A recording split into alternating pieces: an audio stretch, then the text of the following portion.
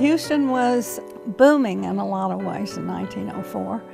The streets downtown were paved, most of them. Certainly out where Kinkaid was, they were not. People were allowed to ride their horses to school, and most of the time they came along with a groom, and the groom took the horse back after the student got to school, and then came back and got them in the afternoon. A public education policy in Houston led to the founding of the Kinkaid School.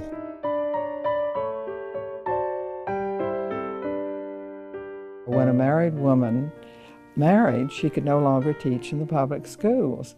And Ms. Kinkaid loved teaching, so in her home at the corner of San Jacinto and Elgin, she started with a kindergarten class, and it grew from there. Mrs. Kinkaid had announced to her class that she was leaving, and a group of parents got together, I think the parents of 7 or 8 of her students, and they came to her and asked if she wouldn't please have her own class and start her own school.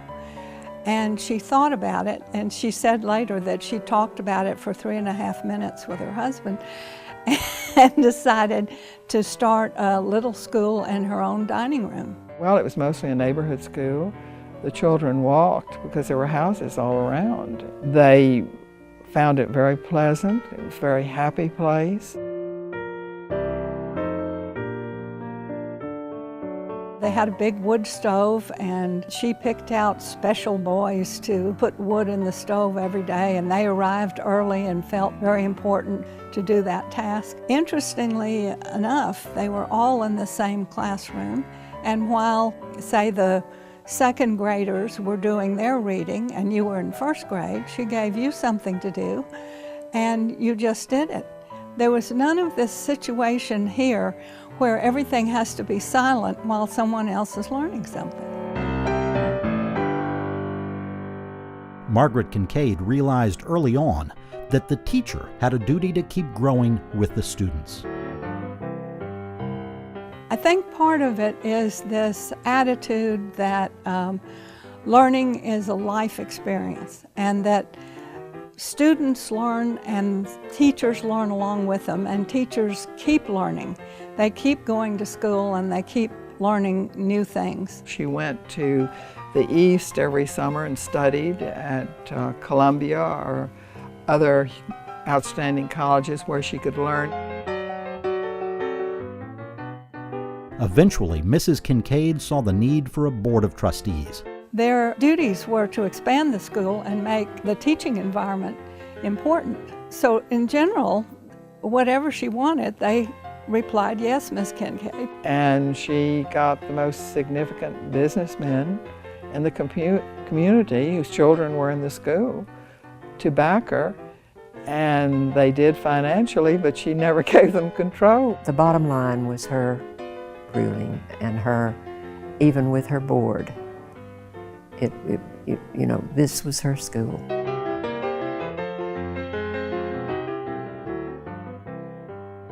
For students at her school, Margaret Kinkaid was an imposing presence. We were concomitantly awed and afraid. She would come down the hall and she wore rubber-soled shoes most of the time, so neither the students nor the teachers knew that she was coming. I'll admit I did have to make a few visits to see Ms. Kinkaid on numerous occasions. I don't remember what the instances were, but there's a form of discipline, of course, that teachers would send you down, they have a little visit with a little lady, and so I made a few trips there. But she's a sweet lady. She had a very small Pekingese that sat outside her office, her dog, always. It went with her everywhere. You know, she was not one of those people who has a small dog who's always carrying it. Hai Sing was on his little leash and he toddled along right in front of Miss Kinkaid, and we were so thankful because we knew when she was coming, because we could hear Hai Sing's little paws on the on the linoleum before she got there. She hated records. She never kept any records. That was the problem I had when I wrote the history of the school. There was nothing written down. The only way that I could write the history was trying to interview people who were still alive. And fortunately, I was able to do some just the year before they died. And that's where the history came from, was just from oral interviews. But if I wanted to go back and get my record, my academic record, there are no report cards or anything that were kept. She never spoke with a microphone. She could silence the entire student body when it was outside by just clapping her hands like that. Let's dwell on that for a minute. Not everybody can clap their hands. She had it down to a science. It was like a rifle shot. And I can assure you it had much the same effect on everyone. Absolute silence ensued instantaneously. Go ahead. No, it's quite true. And she had great magnetism, great stature. As the British would say, no nonsense. And it was her school, and we were all richer for it.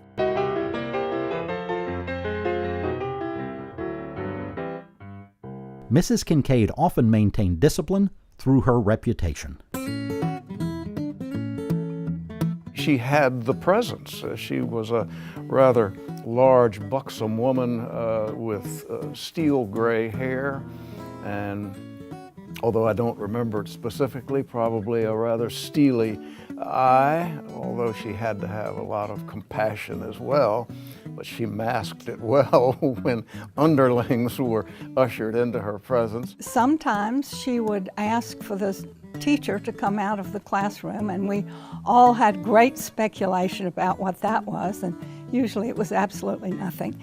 And once in a while she would ask for a student to come out, and then we waited with bated breath to see when the student came back what the expression on the face was. And usually it was that the father was there to pick them up for a happy birthday lunch or something. It was never anything bad. Style for young women at her school was also something controlled by Mrs. Kinkaid. Mrs. Kinkaid had a policy of what she called simple dressing. We were not to, of course, wear any jewelry or anything like that, and we were to wear things that were comfortable so we would be happy on the playground. And frankly, clothes were not a big thing when I was at Kinkaid. We didn't wear makeup. The girls didn't wear makeup to school. And if she found you, and I won't mention who it was for consideration's sake, but I remember in study hall one time there was a girl and she had makeup on, and Mrs. Kinkaid took her out into the bathroom, and all we had was cold water and soap and those nasty, rough, brown hand towels. And she scrubbed her face, sent her home with a note to Daddy. So that was the way things were handled. Throughout it all, Margaret Kinkaid earned respect from her students. Damon Wells recalls one time when he and David Underwood sold hamsters at field day.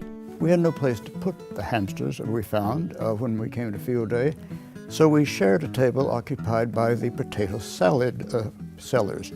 So there we have the animals and the salad. I'm sure the health department today would be horrified, but that seemed to have created no problem. And if it did, she was kind enough not to say anything about it, much less take away our booth.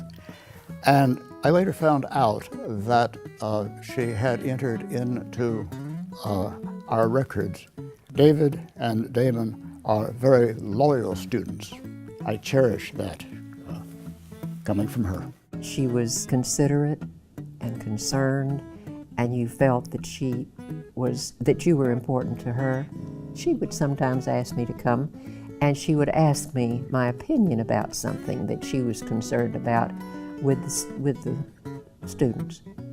And I would tell her how I felt about it. And I felt very comfortable telling her the truth, not trying to gloss it. Above all, Mrs. Kinkaid kept an eye on the school. She watched over everything pretty sternly and pretty carefully. Her school was her life. And every single moment she spent thinking about her school, being with the students. After almost 50 years at the helm, Margaret Kinkaid retired. She decided that she'd done all she could, she said, for the school, and it was time to pass the reins to someone else. And so she did a search herself for her successor.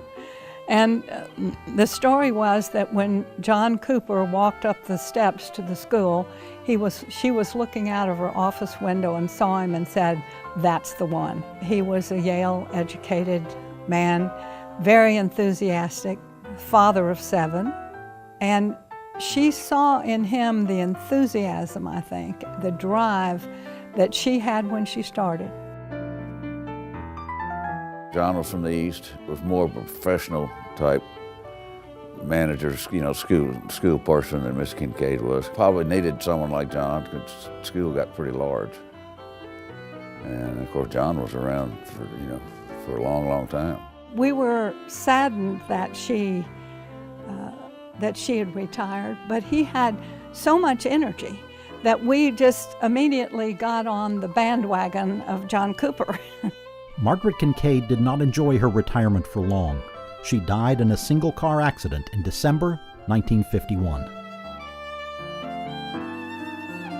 I remember when she passed away, when she died, the school was bereft. It was as if a building had fallen down. She died on a vacation, as I recall. And school started up at the regular time.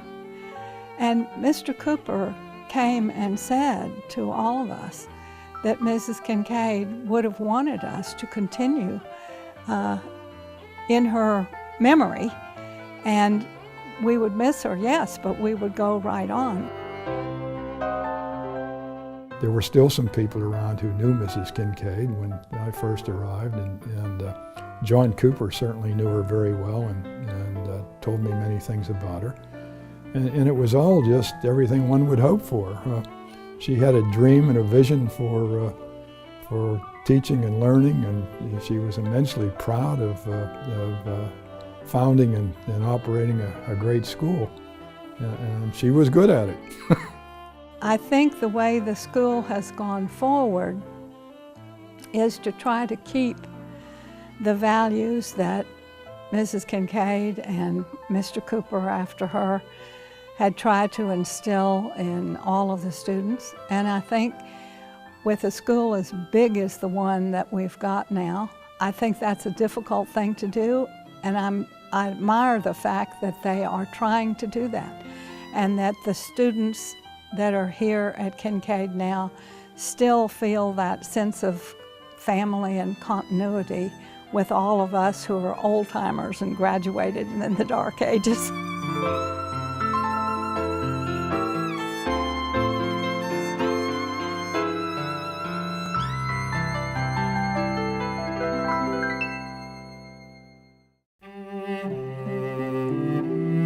She was quite a person. She really did not like house cleaning or cooking or anything. She loved to teach, and she was a fantastic teacher.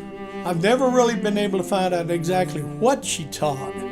I think probably in that time, being an elementary teacher, she probably taught everything. Some of the wealthy men tried to convince her to move to a new location, and she really was afraid that if she gave in on this, then they would want to tell her how to run the school.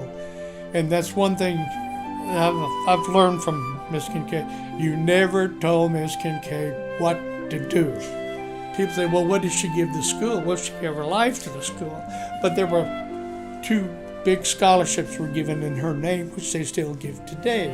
And it's probably the highest honor you can win today.